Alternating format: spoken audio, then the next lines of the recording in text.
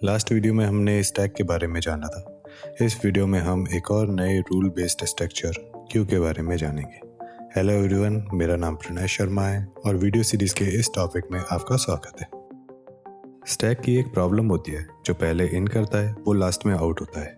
Real time scenario में हमारे पास data continuously create होते हैं और डेटा कंटिन्यूसली स्टैक में जाते रहते हैं। तो अगर हम इस हिसाब से देखें तो स्टैक में लास्ट जो एलिमेंट होता है, या फिर ये बोलो जो पहला एलिमेंट इंसर्टेड होता है, उसके चांसेस बाहर आने के बहुत कम हो जाते हैं। इसलिए इस टाइप के सिनेरियोज को हैंडल करने के लिए हमें एक नए डेटा स्ट्रक्चर की ज़रूरत होती है, जिसका आंसर है क्यू। क्यू को अगर रियल टाइम सिनेरियो में देखा जाए तो हम टिकट काउंटर का एक एग्जांपल ले सकते हैं, जिसमें लाइन बनी रहती है और लाइन में पहले पर्सन को टिकट पहले मिलता है, बाद के पर्सन को टिकट उसके बाद मिलता है। इट मीन्स क्यू का सिंपल प्रिंसिपल है first in first out. Q का अगर स्ट्रक्चर देखा जाए तो कुछ इस तरीके से होता है। क्यू में हमारे पास एक लिस्ट होती है जिसमें फर्स्ट एलिमेंट फ्रंट या हेड होता है, लास्ट एलिमेंट को टेल, बैक या रियर बोला जाता है। इसके दो ऑपरेशंस होते हैं, फर्स्ट होता है डी क्यू, सेकेंड होता है एन क्यू। ये रिप्रेजेंटेशन एक्चुअली में हमें रियल लाइफ में भी दिखता है। सो अब हम आते हैं इसके बेसिक ऑपरेशंस पे। बेसिक ऑपरेशंस में हमारे पास पहला होता है एन क्यू, इसमें एलिमेंट को ऐड किया जाता है क्यू में। दूसरा होता है डी क्यू, जिससे रिमूव किया जाता है फर्स्ट एलिमेंट को। तीसरा होता है पीक और फ्रंट, जो हमें क्यू के फर्स्ट एलिमेंट का डेटा देता है विदाउट रिमूविंग इट। इसी तरीके से होता है रियर, जो हमें लास्ट एलिमेंट का डेटा देता है। इसके बाद हमारा होता है इस फुल ऑपरेशन, जो वैलिडेट करता है क्यू फुल तो नहीं है, और इस एम्प्टी ऑपरेशन, जो वैलिडेट करता है क्यू एम्प्टी तो नहीं है। अगर इसके रूल सेट्स को देखा जाए तो रेरेज और लिंक लिस्ट, उसमें सबसे better structure single link list लगता है, जिसमें एलिमेंट को एनक्यू करने के लिए हम टेल पे एलिमेंट ऐड कर सकते हैं और डीक्यू करने के लिए हम एलिमेंट को हेड से रिमूव कर सकते हैं। बाकी के जो ऑपरेशंस हैं वो ज़्यादातर स्टैक टाइप ही हैं, जिसमें वो पोजीशन से एलिमेंट को लेता है या फिर वैलिडेट करता है कि लिंक लिस्ट नल तो नहीं है। एग्जाम्पल के लिए डीक्यू में हम वैलिडेट करते हैं कि हमारी लिस्ट एम्प्टी तो नहीं है। सिंगल लिंक लिस्ट से क्यू को बनाना बहुत आसान काम है, पर अगर क्यू को एरेज के थ्रू बनाया जाए तो हमें दूसरा कंसेप्ट यूज़ करना होता है, जो है सर्कुलर क्यू। इसमें फ्रंट और रेयर वेरिएबल का बहुत ही ज़्यादा इंपॉर्टेंट रोल होता है। अगर हम एनक्यू ऑपरेशन देखें तो इस ऑपरेशन में रेयर वेरिएबल कंटिन्यूसली इंक्रीज होता चला जाता है। एक पॉइंट पर आकर वो साइज के बराबर हो जाता है और उसके बाद वो पहले एलिमेंट या जीरो इंडेक्स पे पहुंचता है। इस तरीके से सर्कुलर क्यू बनती है।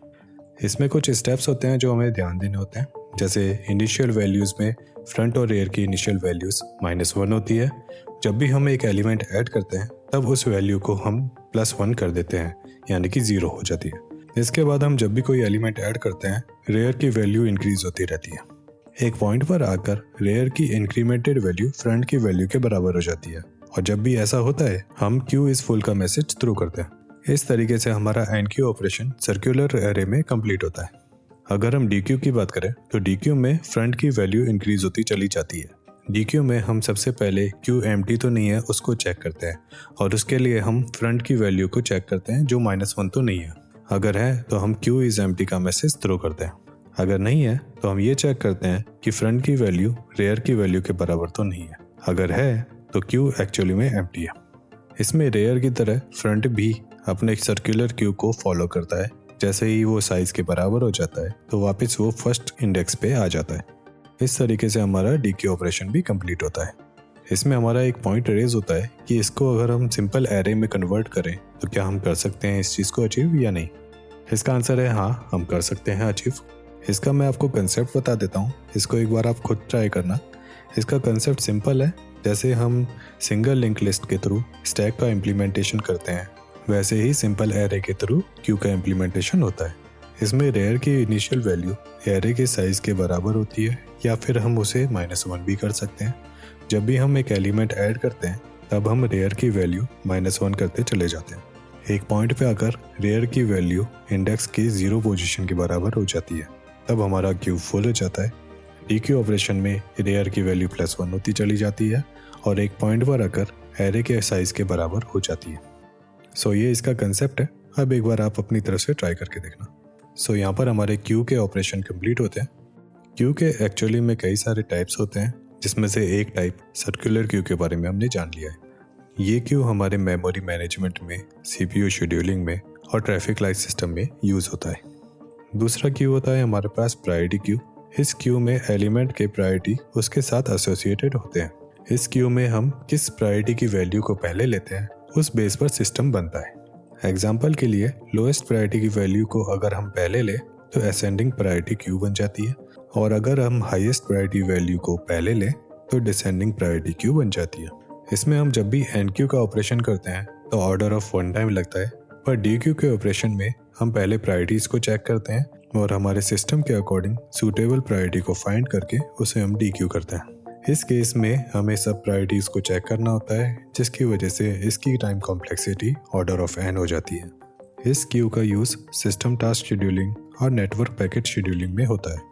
इसके बाद हमारे पास जो क्यूज़ होती हैं उसमें एन क्यू या डी क्यू ऑपरेशन किस साइड से ओपन होंगे उस पर डिपेंड करती है, जिसमें पहली क्यू है input restricted Q.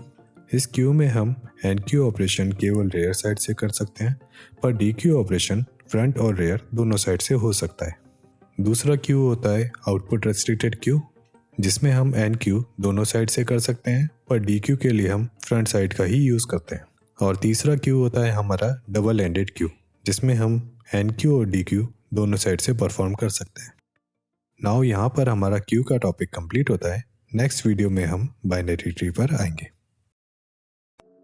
So guys, अगर आपको ये वीडियो पसंद आई तो लाइक करें, शेयर करें, चैनल पे नए हो तो सब्सक्राइब करें और बेल आइकन दबाना ना भूलें। अगर कोई भी क्वेश्चन या क्वेरी है तो प्लीज़ कमेंट बॉक्स में उसे डालें। Thank you guys. अब आपको मिलता हूँ मैं नेक्स्ट वीडियो में।